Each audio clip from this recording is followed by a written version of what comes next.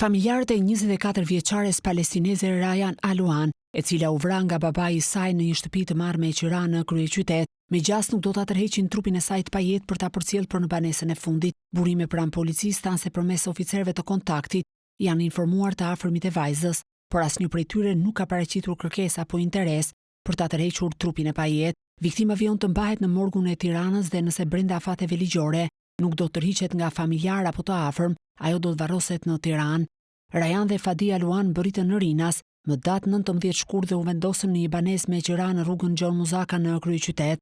Sipas hetuesve, Fadi Aluan, pasi vrau 24 vjeçarin me disa goditje thike, më datë 22 shkurt u largua nga Shqipëria në drejtim të Greqisë e prej andej në Amsterdam.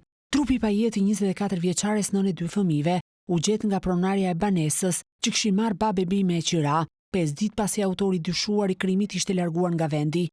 Fillimisht u raportua se bashorti kishte vrarë gruan, por hetimet zbuluan se Rayan Aluan ishte vrarë nga babai i saj 49 vjeçar.